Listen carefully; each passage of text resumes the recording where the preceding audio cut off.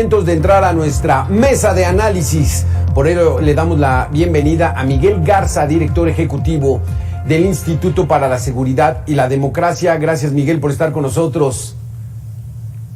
Gracias, buenas tardes, Alberto. Y también le damos la bienvenida a Alexei Chévez, consultor en seguridad y Fuerzas Armadas. Alexei, gracias por estar con nosotros. Alberto, gracias por la invitación. Miguel, un saludo. El tema es desplazados, este drama que se vive en muchas regiones del país por culpa de esta violencia incontrolable que están padeciendo cientos de miles de mexicanos en estos momentos. Fue un reto grande para nuestros reporteros hacer esta información oficial. No hay, Miguel.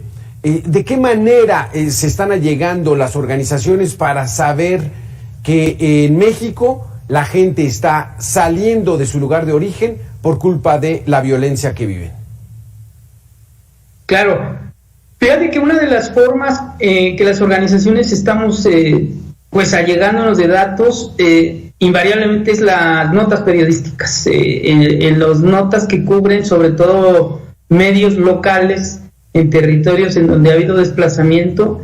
Incluso algunas organizaciones pues han mejorado la metodología de recopilar notas informativas y luego entrevistando personas y en base a las notas y a entrevistas con personas pues después se hace un aproximado de cuántas pudieran estar en subregistro, ¿no? Cuántas pudieran no aparecer en datos, pero todavía es muy difícil, es muy complicado hacer el cálculo de cuánta gente se ha tenido que desplazar y no hay registro de tal. ¿De qué tamaño es, Miguel, el drama que se vive por este asunto? Los desplazados, la gente que tiene que dejar su tierra porque ya no soporta, porque está en riesgo su vida.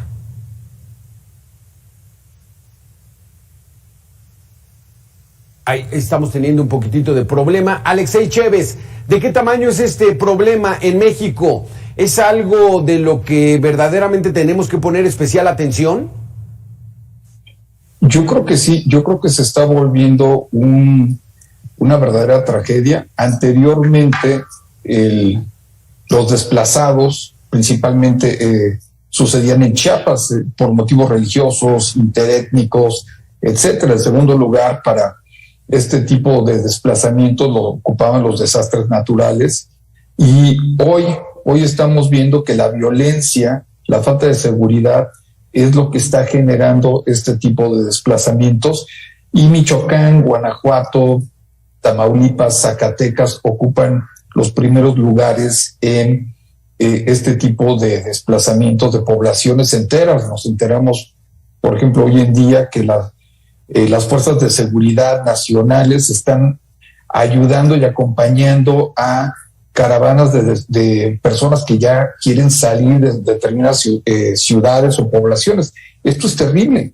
No hay un control, no hay una garantía para los pobladores de estas ciudades o pequeños poblados de seguridad, y se ven obligados a emigrar. O sea, hemos llegado a ese extremo, Alexei, que ahora las Fuerzas Armadas están acompañando a la gente para que salga de sus comunidades y que no les ocurra algo mientras están saliendo por una situación que no pueden controlar. Así es el colmo en un momento dado de la falta de seguridad y de protección que deberían de tener todos los ciudadanos mexicanos. Hoy en día, en determinadas poblaciones muy específicas, claro, están huyendo, y hay antecedentes en el norte del país, donde definitivamente, como lo publicaba tu reportaje, pueblos se volvieron fantasmas. Todo el mundo se salió por la violencia. Alexei, aquí hay una situación importante. Tú hacías referencia a que Chiapas, por ejemplo, por estos conflictos, incluso hasta religiosos, era muy común que fueran desplazadas comunidades, que se fueran a otros municipios. De ahí también hay que considerar que la situación económica también desplaza a la mano de obra, sobre todo a los hombres, a que se vayan a trabajar a los Estados Unidos y luego se quedan pueblos sin el género masculino, porque todos están trabajando en los Estados Unidos, pero ahora hay que agregar este tema. ¿Qué tan dramático puede ser este punto? ¿Qué dicen las cifras, lo más que se pueda de recabar de estos datos? Bueno, yo quise hacer la precisión que la gente que migra, la población migrante en diferentes estados del país, no afecta a la economía o a las familias, porque al contrario, migran para buscar mejores oportunidades y en el momento que tienen mejores trabajos, ganan más dinero, ayudan al desarrollo de las comunidades. Sin embargo, cuando la población tiene que desplazarse completamente, tiene que dejar sus campos agrícolas, tiene que dejar su ganado, tiene que dejar donde nacieron, donde murieron sus padres o donde viven sus padres, eso sí es terrible porque se mueren literalmente las comunidades. Y las cifras son terribles. Se habla de entre 18,000 y 37,000 desplazados del 2020 para acá. Como lo comentaba Miguel, no hay cifras exactas, son cálculos que se han hecho, pero pues de todas maneras es terrible tener esas cifras. Claro. En cualquier lado del mundo. En la actualidad, Miguel Garza, ya retomamos comunicación contigo. En la actualidad, ¿cuáles son los estados que están presentando más este fenómeno, desplazados por la violencia? Claro, pues por ejemplo, Chihuahua, Quintana Roo, Chiapas, Oaxaca, Guerrero desde luego, y ahora pues que vimos en Sonora y en Zacatecas. Digamos que hay documentado el problema, creo que más serio en el 2020, por ejemplo, llegó a ser Guerrero, donde pues un gran número de personas desplazadas, porque de esta forma de captar los datos que decía yo hace rato, pues se logró recopilar datos de 4,000 personas desplazadas, y si a eso le sumamos la estimación que ahorita hacía Alexei, pues es dramático, porque esas 4,000 pudieran ser en realidad 12,000 o 15,000 personas solo de un año y solo de Guerrero, ¿no? ¿Cuál es la dinámica de estas familias? ¿Qué dice el patrón general? ¿Se van con algún familiar? ¿Se van a qué tipo de estados? ¿Cómo es esta dinámica de los desplazados? Fíjate que justo, por ejemplo, en la zona del Estado de México, en comunidades marginadas, por ejemplo, de Naucalpan, de Huixquilucan, de Atizapán, se ha visto que llega mucha gente desplazada, por ejemplo, de Guerrero, de Tierra Caliente de Guerrero, y se van a rentar lugares pequeños donde viven hacinados, o conocen algún familiar, como mencionas, algún pariente que les da oportunidad de estar ahí unos meses. Y fíjate que justo de esa zona, por ejemplo, de Naucalpan, se da un desplazamiento interno en el mismo municipio, pero la gente al llegar grupos criminales a vivir ahí, se van a otro lado del municipio, teniendo su casa, pero se van a rentar a otro espacio más alejado, también en hacinamiento. Alexei, dentro de esta misma dinámica, ¿son amenazados por las bandas criminales o ni siquiera eso? Es anteponer la vida de la familia y vámonos antes de que tengamos contactos con esos criminales. Bueno, hay varios motivos, pero básicamente se debe a dos cosas. Número uno, y la principal causa para desplazarte es la completa ausencia de un Estado de Derecho. Cuando grupos criminales llegan y toman control de poblaciones o villas y empiezan a emitir su ley, tasan absolutamente todos los ingresos que tienen estas poblaciones y reclutan a la fuerza como tipo leva a los pobladores más jóvenes para unirse a sus actividades criminales, ¿no? Entonces, esto definitivamente es lo que provoca que muchas familias prefieran emigrar antes de caer en este tipo de situaciones, como sería pagarles cuotas al crimen organizado o que tus familiares sean reclutados para actividades ilícitas. Miguel, ya que la gente salió de su lugar de origen por culpa de la violencia que no estaban dispuestos a padecer, esta gente, ¿cuál ha sido su situación? ¿Echar raíces en otro lugar? abandonar ya eso o después de que se tranquiliza la situación, algunos años después regresan? ¿Cómo es? Sí, en algunos casos regresan a sus comunidades una vez que se ha bajado los niveles de violencia. También se dio un fenómeno que es yo creo el más dramático, es que pues con incursiones armadas llegan el crimen organizado y desplaza. Pero hubo una modalidad que es muy muy lamentable, que por ejemplo se dio en Nayarit, que es llegaban con el notario y el crimen amenazando ahí para cambiar la propiedad, por ejemplo, de un rancho con las personas que habitan ahí, firmaban acta constitutiva y todo, y entonces pues perdían hasta la propiedad. Entonces ni siquiera estaba la opción de que bueno, me voy pero luego regreso en lo que se calma. Esa creo que es la forma más dramática y también se dio. Pero creo que también es muy complejo, a veces es por encargo de otras personas que el crimen organizado desplaza, pero sin que este sea el objetivo como tal del grupo criminal, sino más bien, entre comillas, que trabajan, incluso para alguna persona que quiere sembrar en el territorio, que quiere apoderarse del territorio, un empresario, algo así, ¿no? Aquí, Miguel, quisiera seguirte preguntando, sobre esa situación, llega un grupo, así lo podríamos entender, llega un grupo a una comunidad y se empiezan a establecer. Estos necesitan, pues bueno, dónde vivir, dónde comer, dónde guardar sus armas, todo su equipo para continuar con sus actividades criminales. Pero, ¿y la autoridad a poco no se da cuenta que está siendo copado una comunidad, por muy pequeña que sea, por bandas del crimen organizado? Sí, no, claro, ese es el enojo de las comunidades, que claro que cuentan con protección de las autoridades, y además, ¿sabes? Lo lamentable es que de todos los niveles de las autoridades, o sea, municipales, estatales y federales, porque lo que se ha visto es que la gente reclama, por ejemplo, en territorios donde aparentemente las Fuerzas Armadas, por ejemplo, llegan a solucionar, pero también cometen violaciones graves a los derechos humanos, y también la gente termina pues muy molesta.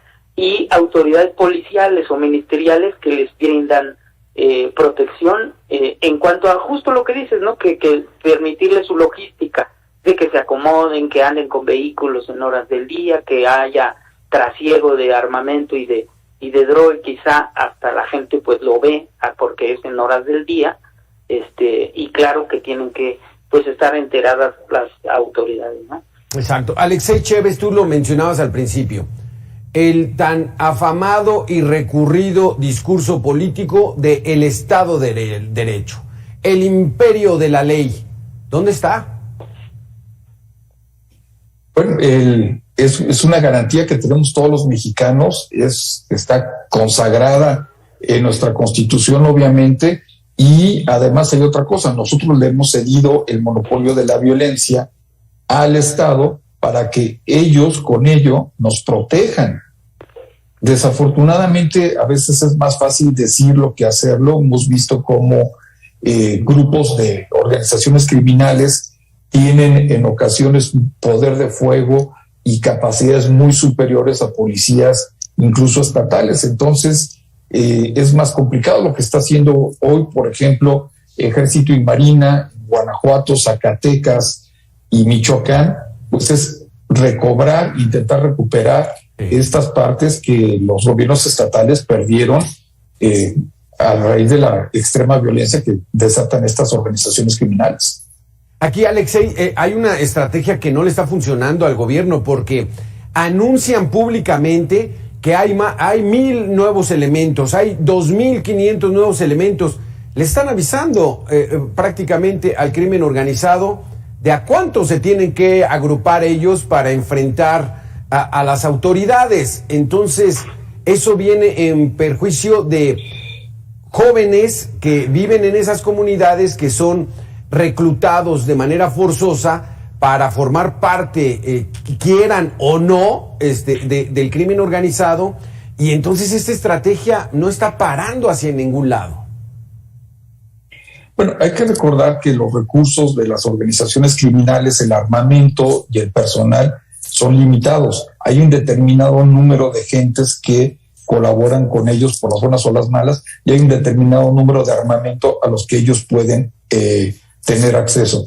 Entonces, cuando el gobierno está anunciando que está poniendo 1,000, 5,000, el número que tú quieras en determinadas comunidades y municipios, número uno es para garantizarle a la sociedad que ahora sí, esperemos, se va a hacer algo.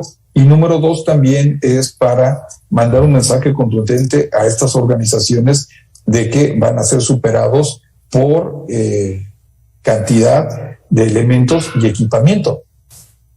Miguel, acaban de reportar la secretaria de Seguridad Pública que se redujo el homicidio doloso en 14%. Ya es una cifra que dice uno, bueno, parece que sí van por ahí. ¿Podemos confiar en estas cifras?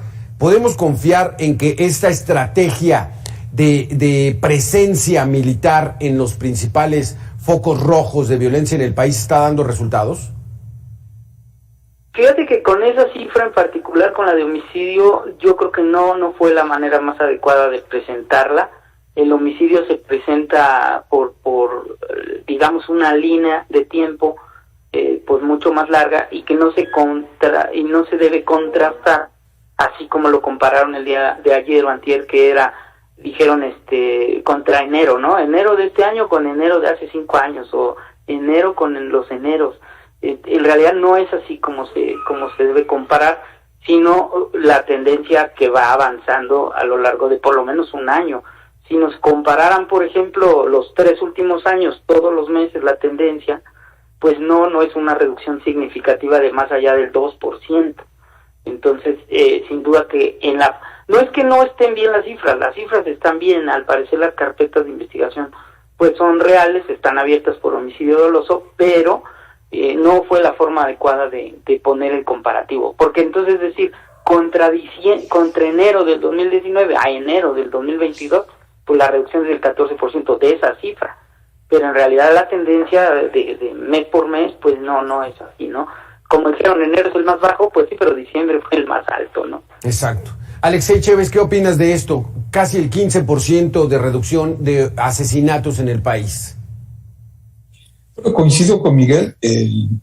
Este gobierno se ha caracterizado por jugar un poquito con los números. Hay que recordar que las cifras oficiales de homicidios se recaban a través de varias fuentes, y en esta ocasión específica el gobierno federal está usando las del secretariado, nada más. Y en muchas ocasiones se ha constatado que el secretariado toma un evento como homicidio y no a todos y cada uno de las personas que mueren. Entonces, hay que esperar a que el INEGI en mes y medio aproximadamente saque sus cifras oficiales, que lo constata contra las cifras de los registros civiles y contra otras 2 o 3 indicadores más. Entonces, yo coincido con Miguel, hay que ser muy cautelosos con esta cifra, no es exacta. Miguel, pues bueno, el tema de los desplazados sí es un asunto que nos debe preocupar, por eso aquí en Mega Noticias lo ponemos en la agenda nacional, porque es uno de tantos temas que quedan pendientes por resolver, y que entonces tenemos que tratar de destacar para que se solucione. Entonces, ¿cómo ves tú? ¿Habrá una solución a corto plazo para que la gente no tenga que huir de sus tierras originales por la violencia?